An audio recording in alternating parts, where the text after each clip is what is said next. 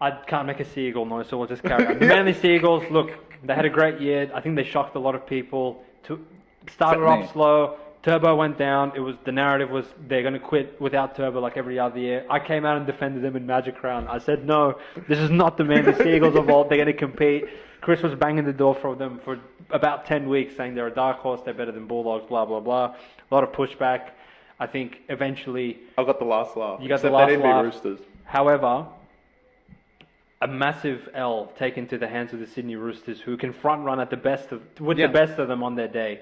And if anyone remembers that game, first hit up, Kohler concussed, ruled out. Second hit up, Jake Trbojevic concussed, ruled out. You're already playing with 15 men at that point to a front-running Roosters team. They never had a chance.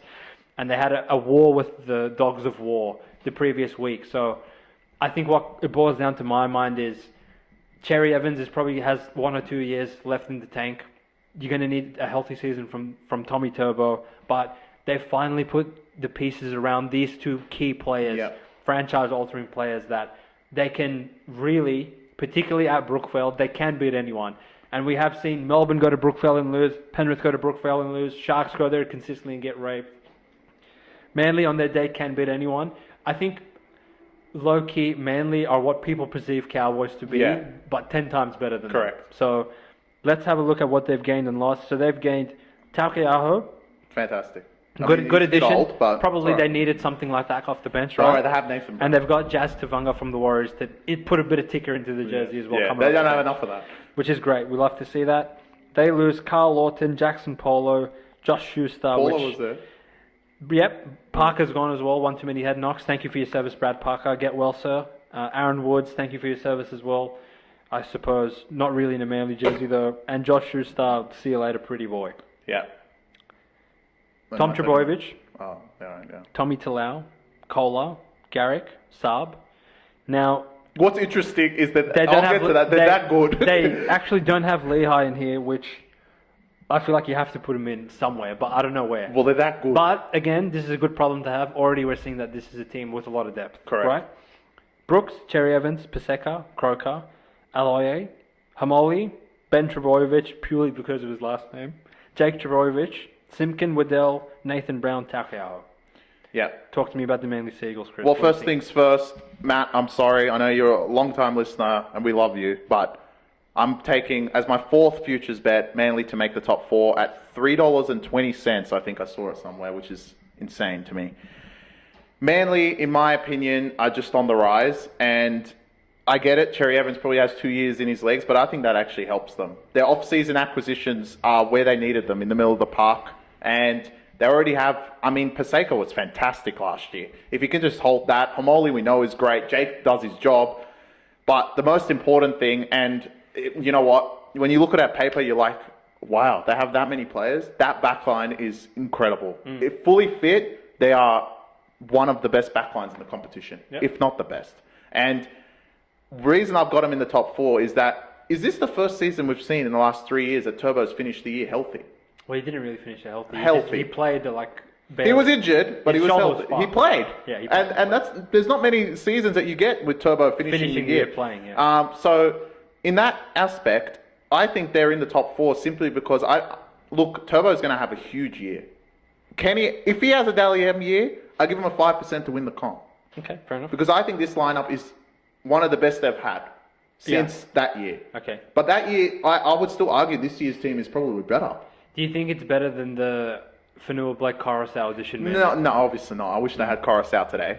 Me would say Lockie Croker has pulled his straps, but he's out for, I think, the first 4 matches. He's just finishing up from surgery. But overall, I think this Manly team is on the rise, and last year was just a taste of what we get. Like you mentioned, and I think one of the toughest places to go, even though I think there's anyone in the top 5 is a tough place to go, except Penrith, which we didn't add in their take, but they're actually not playing at Penrith this year. They're going to be playing out of CommBank because their stadium's getting rebuilt, which is going to be a big reason why I don't think they're going to make the 4 as well. Playing at CommBank compared to playing at Penrith Stadium is 2 different scenarios, but you need a fortress, and Manly has one of the best in the competition. Going to Brookie, like Saint mentioned, they've already last year proved that Brookie is a fortress. They beat all the top 4 there, and I think that's going to continue.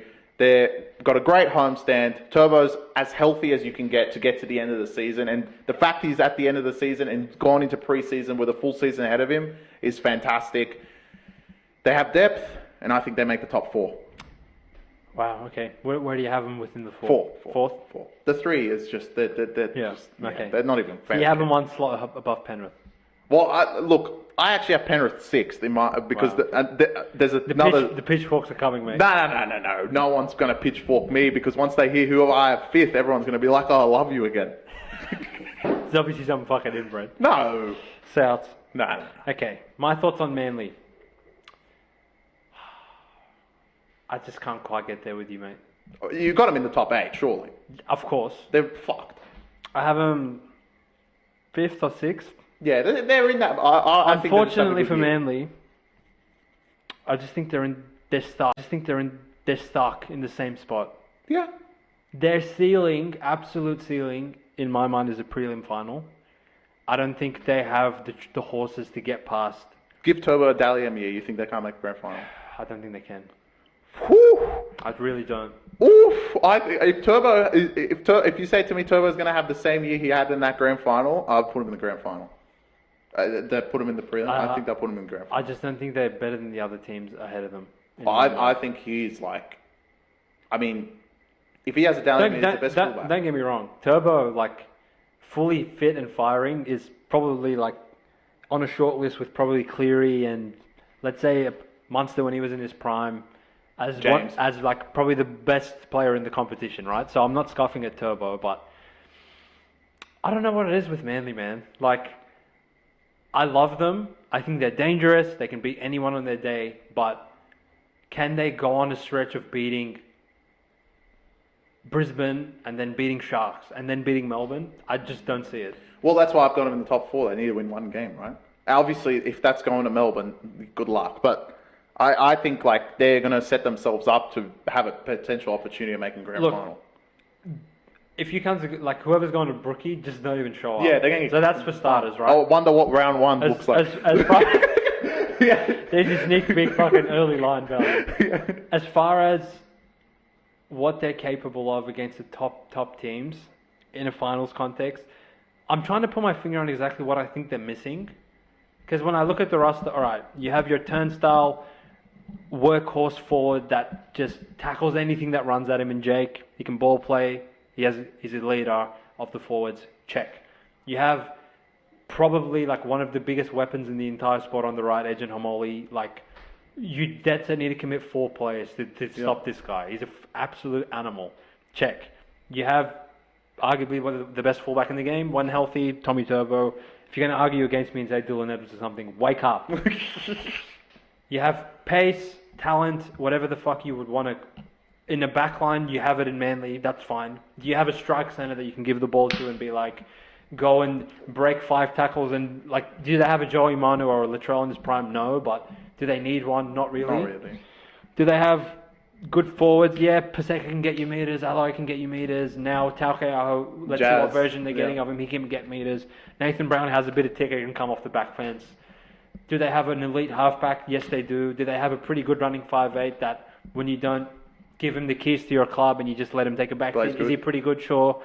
Is Lucky Croker competent? Yes, he is. Can they beat Penrith? I don't think so. Can they beat Melbourne? I don't think so.